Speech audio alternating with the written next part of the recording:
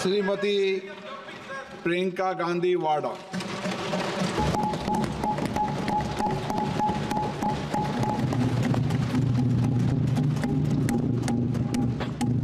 नमस्कार। माननीय अध्यक्ष महोदय जी, आज आपने मुझे इस सभा में बोलने का मौका दिया, इसके लिए मैं आपकी बहुत बहुत आभारी हूँ। सबसे पहले जो सुरक्षाकर्मी, जो जवान अफसर 13 दिसंबर को संसद की सुरक्षा के लिए शहीद हुए, उनके प्रति मैं श्रद्धांजलि व्यक्त करना चाहती हूँ। महोदय, हजारों साल पुरानी हमारी देश की धर्म की एक पुरानी परंपरा रही है। ये परंपरा संवाद, चर्चा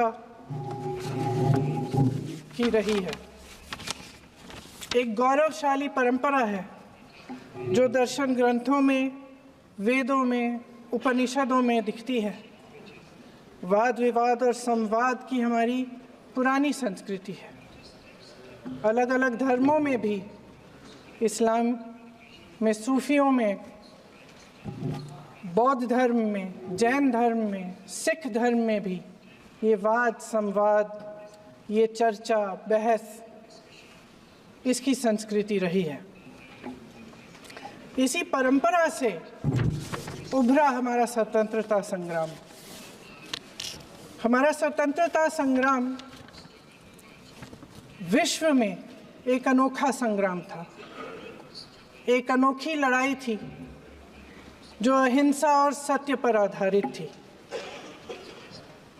ये वाद संवाद की जो परंपरा है, इसको इस संग्राम ने आगे कैसे बढ़ाया? क्योंकि ये जो संग्राम था, ये जो लड़ाई थी हमारी आज़ादी के लिए, एक बेहद लोकतांत्रिक लड़ाई थी। इसमें देश के किसान, देश के जवान, देश के मजदूर, देश के अधिवक्ता, देश के बुद्धिजीवी, चाहे किसी भी जाति के हों, चाहे किसी भी धर्म के हों, चाहे किसी भी भाषा को बोलते हों, सब इस स्वतंत्रता संग्राम में शामिल हुए। सब ने हमारे देश की आज़ादी की लड़ाई लड़ी।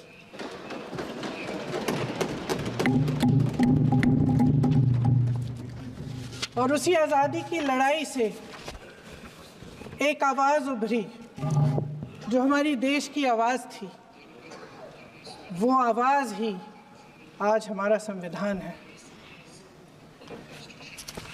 साहस की आवाज़ थी, हमारी आज़ादी की आवाज़ थी, और उसी की गूंज ने हमारे संविधान को लिखा और बनाया। ये सिर्फ एक दस्तावेज नहीं है। बाबा साहेब अम्बेडकर, मौलाना आज़ाद जी, राजगोपालाचारी जी और जवाहरलाल नेहरू जी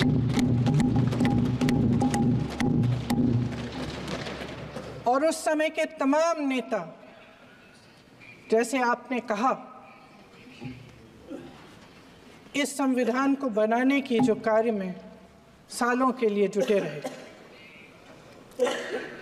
हमारा संविधान इंसाफ, उम्मीद, अभिव्यक्ति और आकांक्षा की वो ज्योत है जो हर हिंदुस्तानी के दिल में जलती है। अध्यक्ष महोदय, इस ज्योत ने हर एक भारतीय को ये पहचानने की शक्ति दी कि उसे न्याय मिलने का अधिकार है, कि उसमें अपने अधिकारों के लिए आवाज़ उठाने की क्षमता है, कि जब वो आवाज़ उठाएगा तो सत्ता को उसके सामने झुकना पड़ेगा। इस संविधान ने हर एक देशवासी को ये अधिकार दिया कि वो सरकार बना भी सकता है और सरकार बदल भी सकता है। ये ज्योत जो हर हिंदुस्तानी के दिल में जलती है, उसने हर हिंदुस्तानी को ये विश्वास दिया कि देश की संपत्ति में, देश की दौलत में, संसाधनों में उसका भी हिस्सा है। कि उसे एक सुरक्षित भविष्य की उम्मीद का अधिकार है, कि देश बनाने में भी उसकी भागीदारी है। उम्मीद और आशा की ये ज्योत मैंने देश के कोने कोने में खुद देखी है। उन्नाव में मैं एक रेप पीड़िता के घर गई, उसे जलाकर मार डाला था। वो शायद 20-21 साल की होगी। हम सब के बच्चे हैं। हम सोच सकते हैं कि अगर हमारी बेटी के साथ बार बार बलात्कार हुआ और फिर जब वो अपनी लड़ाई लड़ने के लिए गई तो उसको जलाकर मार डाला गया होता तो हम पर क्या बीतती। मैं उस बच्ची के पिता से मिली। उसके खेत जलाए गए थे, उसके भाइयों को पीटा गया था, उसके पिता को बाहर से घर के बाहर घसीट कर मारा गया था। उस पिता ने मुझे बताया कि बेटी, मुझे न्याय चाहिए। मेरी बेटी अपने एफआईआर को दर्ज करने के लिए जब ज़िले में गई तो उसको मना किया गया। अगले ज़िले में जाना पड़ा उसे। वो रोज़ सुबह 6 बजे उठकर तैयार होकर अकेली अपने मुकदमे को लड़ने के लिए अगले ज़िले में ट्रेन से जाती थी। उसके पिता ने मुझे कहा कि मैंने उससे कहा, बेटी अकेले मत जाओ, छोड़ दो ये लड़ाई। लेकिन उसकी बेटी ने उसको जवाब दिया कि नहीं पिताजी, मैं अकेली जाऊंगी, मैं लड़ूंगी, ये मेरी लड़ाई है, मैं इसको लड़ूंगी। ये लड़ने की क्षमता, ये हिम्मत उस लड़की को और करोड़ों भारत की नारियों को हमारे संविधान ने दी। आगरा में मैं अरुण वाल्मीकि के घर गई। अरुण वाल्मीकि पुलिस स्टेशन में काम करता था, सफाई का काम करता था। आप सोच सकते हैं हमारी तरह उसका भी परिवार था। नई नई शादी हुई थी, 2-3 महीनों का बच्चा था। पुलिस स्टेशन में चोरी हो गई। चोरी का इल्ज़ाम उस पर लगाया गया। उसके पूरे परिवार को उठाकर पुलिस स्टेशन में ले गए। आप हंस रहे हैं, लेकिन ये गंभीर बात है। गंभीर बात। शर्म करो, शर्म। अरुण वाल्मीकि को पीट पीट के मार डाला, उसकी बीवी को पीटा, उसके पिता के नाखून निकाले, उसके पूरे परिवार को पीटा गया। जब मैं उस जवान महिला से मिलने गई जो अभी अभी विधवा हुई थी, तो उसने मुझे कहा कि दीदी, हमें सिर्फ एक चीज़ चाहिए, हमें न्याय चाहिए और हम इस न्याय के लिए लड़ते रहेंगे, चाहे कुछ भी हो जाए। ये हिम्मत उस महिला को हमारे संविधान ने दी।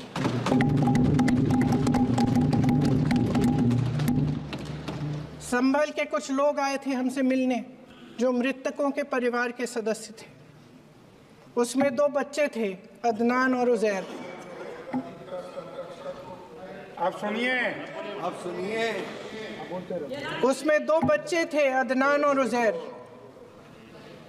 एक बच्चा मेरे बच्चे की उम्र का है, दूसरा उससे छोटा 17 साल का है। दर्जी के बेटे थे। दर्जी का एक ही सपना था कि वो अपने बेटों को पढ़ाएगा, लिखाएगा। एक बेटा डॉक्टर बनेगा, एक बेटा भी सफल होगा दूसरा बेटा भी अपने जीवन में सफल होगा। उनके पिताजी हर रोज़ उनको स्कूल छोड़ते थे। उस दिन भी स्कूल छोड़ने के बाद अपनी दुकान में चले गए। उन्हें पता नहीं था कि विवाद हो रहा है। उन्होंने भीड़ देखी, घर आने की कोशिश की तो पुलिस ने गोली से मार डाला। वो 17 साल का बच्चा अदनान मुझसे कहता है,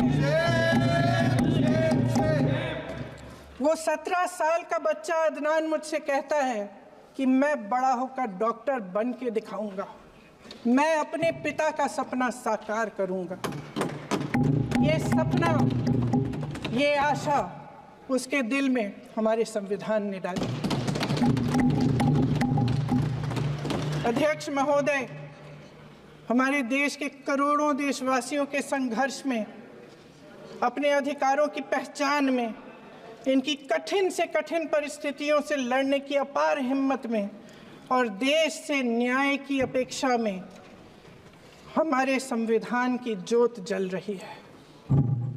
मैंने हमारे संविधान की ज्योत को जलते हुए देखा है और इसके साथ साथ ये भी समझा है कि हमारा संविधान एक सुरक्षा कवच है, एक ऐसा सुरक्षा कवच है जो देशवासियों को सुरक्षित रखता है, न्याय का कवच है, एकता का कवच है और अभिव्यक्ति की आज़ादी का कवच है। दुख की बात यह है कि मेरे सत्ता पक्ष के साथी जो बहुत बड़ी बड़ी बातें करते हैं, इन्होंने इन 10 सालों में ये सुरक्षा कवच, सत्ता पक्ष के मेरे साथियों ने ये सुरक्षा कवच तोड़ने का पूरा प्रयास किया है। संविधान में सामाजिक, आर्थिक और राजनीतिक न्याय का वादा है। ये वादा एक सुरक्षा कवच है जिसको तोड़ने का काम शुरू हो चुका है। लैटरल एंट्री और निजीकरण के जरिए ये सरकार आरक्षण को कमजोर करने का काम कर रही है।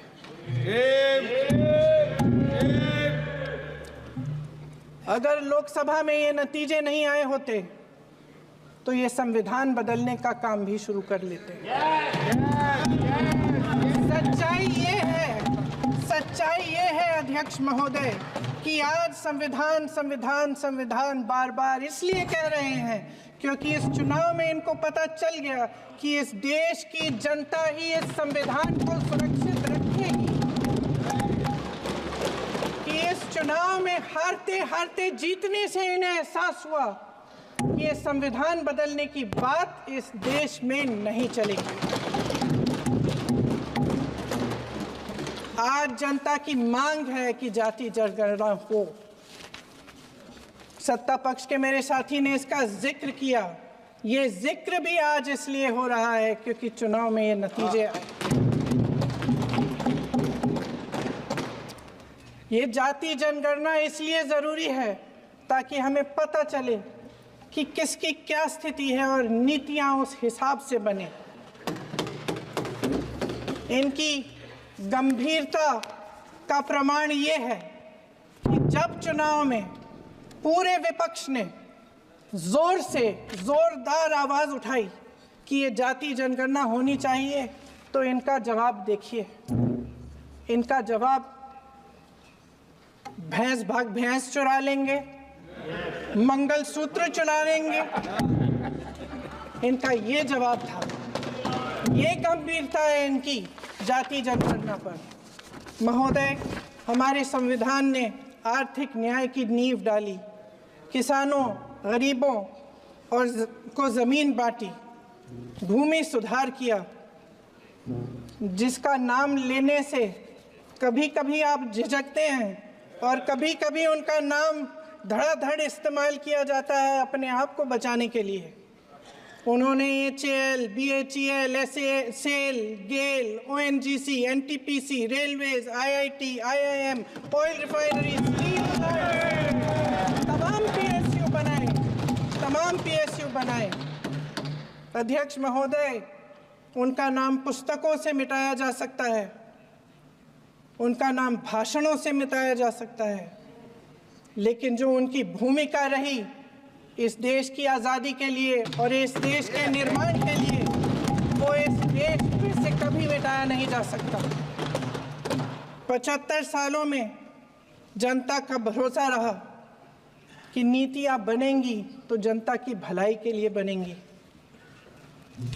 जल जंगल जमीन का अधिकार मिला आदिवासी भाई बहनों को। इंदिरा जी ने बैंकों का राष्ट्रीयकरण करवाया, खदानों का राष्ट्रीयकरण कराया। कांग्रेस और यूपीए की सरकारों में शिक्षा का, भोजन का अधिकार मिला। 75 सालों में जनता का भरोसा मिला।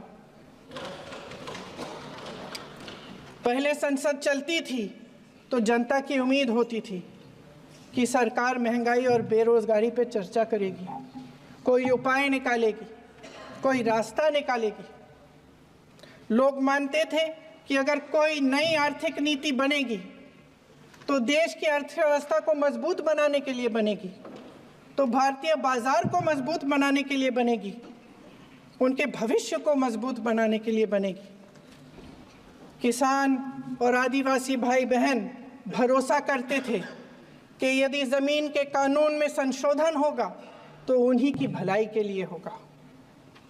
आप नारी शक्ति की बात करते हैं। आज चुनाव की वजह से शायद इतनी बातचीत हो रही है नारी शक्ति के बारे में, क्योंकि हमारे संविधान ने महिलाओं को ये अधिकार दिया, उनकी शक्ति को परिवर्तित किया वोट में। और आज आपको पहचानना पड़ रहा है कि महिलाओं के बिना, कि नारी शक्ति के बिना ये सरकारें नहीं बन सकती हैं। इसीलिए आज आप नारी शक्ति की बातें दोहरा रहे हैं। जो आप नारी शक्ति का अधिनियम लाए हैं उसको लागू क्यों नहीं करते? वो 10 साल बाद लागू क्यों होगा?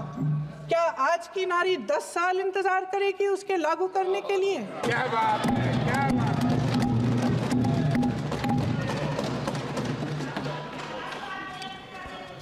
आज संसद में बैठे हुए सत्ता पक्ष के मेरे साथी ज़्यादा से ज़्यादा अतीत की बातें करते हैं। 1921 में क्या हुआ, कब हुआ, नेहरू जी ने क्या किया। अरे वर्तमान की बात करिए, देश को बताइए आप क्या कर रहे हैं, आपकी जिम्मेदारी क्या है? कि सारी जिम्मेदारी जवाहरलाल नेहरू की है। अध्यक्ष महोदय जी, ये सरकार आर्थिक न्याय का सुरक्षा कवच तोड़ रही है। आज संसद में बैठी ये सरकार बेरोजगारी और महंगाई से जूझ रही हमारी जनता को क्या राहत दे रही है। कृषि के कानून भी बड़े बड़े उद्योगपतियों के लिए बन रहे हैं। सही एमएसपी को छोड़िए, डीएपी तक नहीं मिल रहा है।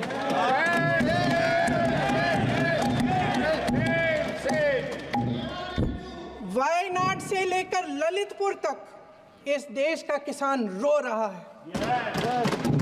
आपदा आती है तो उसको कोई राहत नहीं मिलती। भगवान भरोसे है आज इस देश का किसान, उसको छोड़ दिया गया है। आज हिमाचल में देखिए, जितने भी कानून बने हैं वो सब बड़े बड़े उद्योगपतियों के लिए बन रहे हैं। हिमाचल में जो सेब उगता था उसके जो छोटे छोटे किसान हैं वह रो रहे हैं, क्योंकि एक व्यक्ति के लिए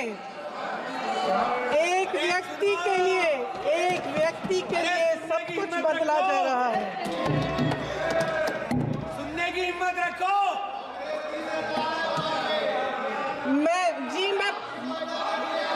अध्यक्ष महोदय जी,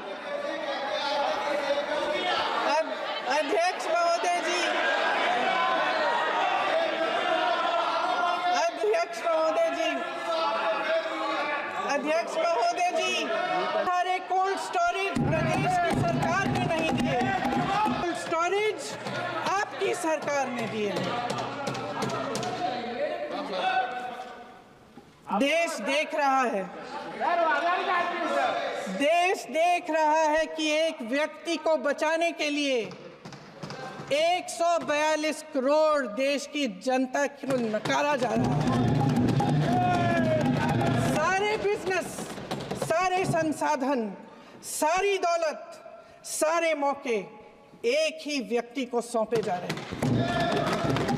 सारे बंदरगाह, एयरपोर्ट्स, सड़कें, रेलवे का काम, कारखाने, खदानें, सरकारी कंपनियां सिर्फ एक व्यक्ति को दी जाए। जनता के मन में हमेशा ये विश्वास होता था कि अगर कुछ नहीं है तो संविधान हमारी सुरक्षा करेगा। मगर आज आम लोगों के बीच ये धारणा बनती चली जा रही है कि सरकार सिर्फ मुनाफे के लिए चल रही है। देश में बहुत तेजी से गैर बराबरी बढ़ रही है। जो गरीब है वो और गरीब हो रहा है, जो अमीर है वो और अमीर हो रहा है। इस सरकार ने आर्थिक न्याय की भी सुरक्षा कवच तोड़ दिया है। राजनीतिक न्याय की जब बात होती है, मेरे सत्ता पक्ष के साथी आज खड़े हुए और तमाम गिनती करने लग गए कि ऐसा हुआ वैसा हुआ 1975 में जो हुआ, तो सीख लीजिए ना, आप भी सीख लीजिए। आप भी अपनी गलतियों के लिए माफी मांग लीजिए। आप भी बैलेट पे चुनाव कर लीजिए। आप भी बैलेट पे चुनाव कर लीजिए। दूध का दूध, पानी का पानी हो जाएगा। आप राजनीतिक न्याय की बात करते हैं, सरकारों को पैसों के बल पर गिरा देते हैं।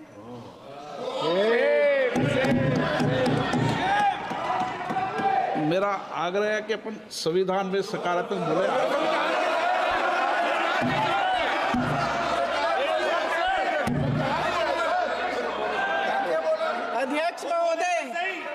अध्यक्ष महोदय, सत्ता पक्ष के हमारे साथी ने एक उदाहरण दिया उत्तर प्रदेश की सरकार का, तो मैं भी एक उदाहरण दे देती हूँ महाराष्ट्र की सरकार का।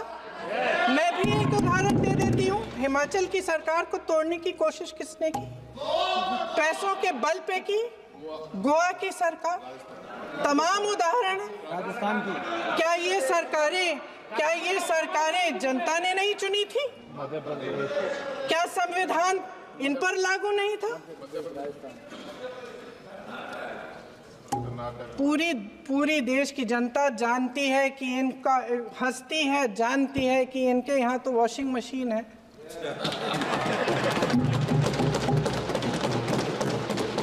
तो यहाँ से वहाँ जाता है, वो धुल जाता है। इस तरफ दाग, उस तरफ स्वच्छता। और मेरे कई ऐसे साथी हैं जो इस तरफ होते थे उस तरफ चले गए, मुझे दिख भी रहे हैं, वॉशिंग मशीन में शायद धुल गए हैं।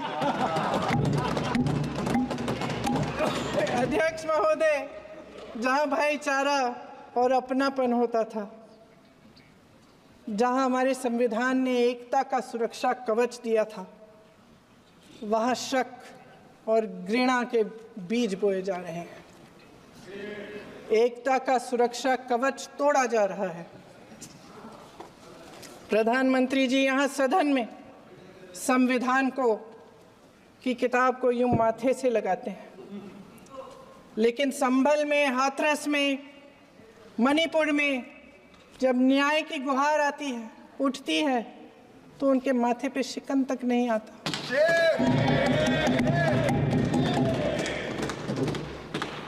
शायद समझ नहीं पाए हैं कि भारत का संविधान संघ का विधान नहीं है।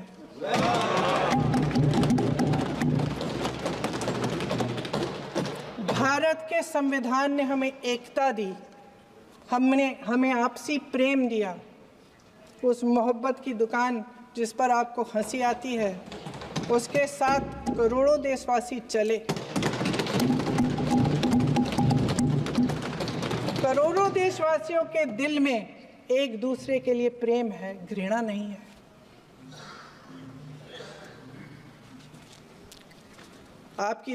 इनकी जो विभाजनकारी नीतियां हैं, उसका नतीजा हम रोज देखते हैं। राजनीतिक फायदे के लिए संविधान को छोड़िए, देश की एकता को भी ये रख नहीं सकते, इसकी सुरक्षा नहीं कर सकते। हमने संभल में देखा, मणिपुर में देखा। दरअसल इनका कहना है कि अलग अलग इस देश के अलग अलग हिस्से हैं। लेकिन हमारा संविधान कहता है कि ये देश एक है और ये देश एक रहेगा। जहां खुला विवाद होता था, अभिव्यक्ति का सुरक्षा कवच होता था, इन्होंने भय का माहौल पैदा किया है। सत्ता पक्ष के मेरे साथी अक्सर 75 सालों की बात करते हैं, लेकिन इन 75 सालों में ये उम्मीद, आशा, ये अभिव्यक्ति की ज्योति कभी थमी नहीं, कभी बुझी नहीं। इस देश की जनता ने खुलकर आलोचना की, निडर होकर धरने किए, प्रदर्शन किए। जब जब जनता नाराज हुई, तब तब सत्ता को ललकारा, उसे चेतावनी दी, बड़े से बड़े नेताओं को कटघरे में खड़ा किया, उनसे जवाब मांगा, न्याय मांगा। इस देश के छोटे छोटे से नुक्कड़ की दुकानों में, चाय की दुकानों में, इस देश के घरों में, गलियों में, मोहल्लों में, अखबारों में, प्रकाशन घरों में, न्यायपालिकाओं में चर्चा कभी बंद नहीं हुई। लेकिन आज ये माहौल नहीं है। आज जनता को सच बोलने से डराया जाता है, धमकाया जाता है। पत्रकार हो या विपक्ष का नेता हो या किसी यूनिवर्सिटी का प्रोफेसर हो, छात्र संघ हो या कर्मचारियों का संगठन हो, सबका मुंह बंद कराया जाता है। किसी पे ईडी, किसी पे सीबीआई, किसी पे इनकम टैक्स, फर्जी मुकदमे लगवाए जाते हैं, जेल में डाल दिया जाता है, विपक्षी नेताओं को जेल में डाल दिया जाता है, उनको सताया जाता है। किसी को नहीं छोड़ा इस सरकार ने। देशद्रोही कह कह के उत्तर प्रदेश में मुझे याद है कुछ अध्यापिकाएं प्रदर्शन कर रही थी, उन पर मुकदमा डाल दिया देशद्रोही का, उन्हें देशद्रोही कह दिया। इन्होंने देश का पूरा माहौल भय से भर दिया है। इनकी मीडिया की मशीन झूठ फैलाती है, तरह तरह के आरोप लगाती है, और शायद वह भी भय में ही है। महोदय, मैं इस सदन को याद दिलाना चाहती हूँ कि ऐसा डर का माहौल देश में अंग्रेज़ों के राज में था। जब इस तरफ बैठे हुए गांधी की विचारधारा वाले लोग आज़ादी की लड़ाई लड़ रहे थे और उस तरफ वाली विचारधारा वाले लोग भय में रहकर अंग्रेज़ों के साथ साठ-गांठ कर रहे थे। लेकिन अध्यक्ष महोदय, भय का भी अपना स्वभाव होता है। भय फैलाने वाले हमेशा भय का खुद शिकार बन जाते हैं। ये प्रकृति का नियम है। आज इनकी भी यही हालत हो गई है। भय फैलाने के इतने आदी हो गए हैं कि खुद भय में रहने वाले हैं। चर्चा से डरते हैं, आलोचना से घबराते हैं। कई दिनों से हम मांग रहे हैं कि चर्चा करिए, लेकिन चर्चा करने की हिम्मत ही नहीं है।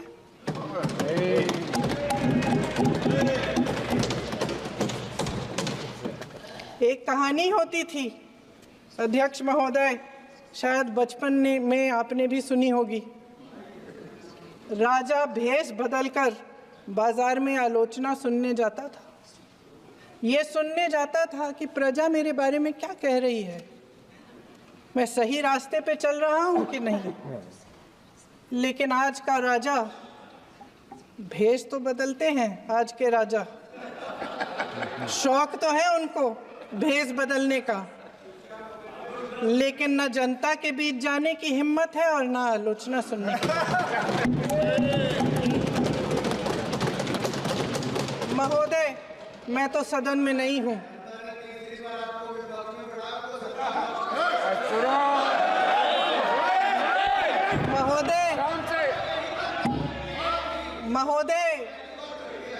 महोदय, जनता में बहुत विवेक है, ये सही है।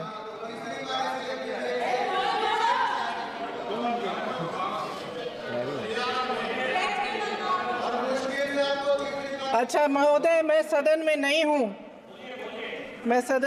हूँ, कुछ हाँ ठीक है। मैं सदन में नहीं हूँ, मात्र 15 दिनों से आ रही हूँ, लेकिन मुझे ताज्जुब होता है कि इन 15 दिनों में इतनी बड़े बड़े इश्यूज़ हैं, इतनी बड़ी बड़ी बातें हैं, प्रधानमंत्री जी मात्र एक दिन के लिए शायद 10 मिनट के लिए दिखे हैं सभा।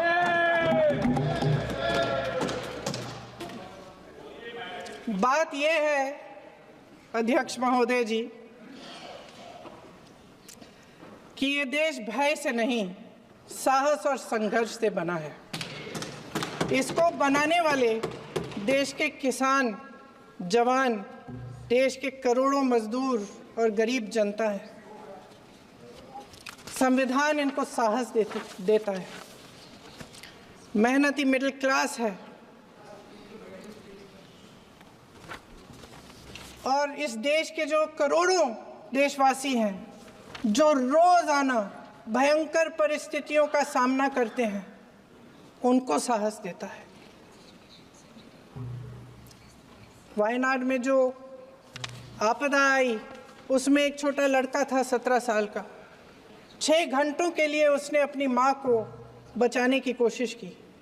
6 घंटों के लिए आप सोच सकते हैं कि अगर नदी की धारा बह रही है, नाराज है, आप अपनी माँ को पकड़े हो, 6 घंटों के लिए पकड़े रखते हो कि मेरी माँ बच जाएगी और अंत में वो माँ भी बह जाती है। उस लड़के का साहस, उन महिलाओं का साहस जो पीड़ित हैं लेकिन फिर भी अपनी लड़ाई लड़ रहे हैं, उन संभल के बच्चों का साहस जिनके पिताजी अभी अभी गुजर गए लेकिन फिर भी उनके सपनों को साकार करने की हिम्मत है, उनका साहस है, वो साहस इस संविधान ने दिया है।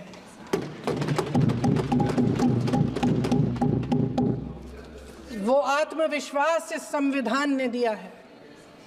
ये देश भय से नहीं चल सकता, ये देश साहस से ही चलेगा।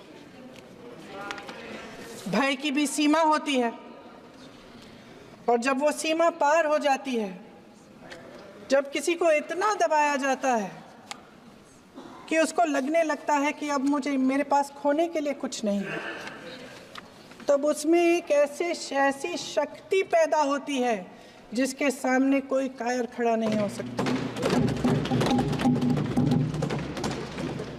ये देश कायरों के हाथों में ज़्यादा देर तक कभी नहीं रहा है। ये देश उठेगा, ये देश लड़ेगा, सत्य मांगेगा, सत्यमेव जयते। जय हिंद। अगले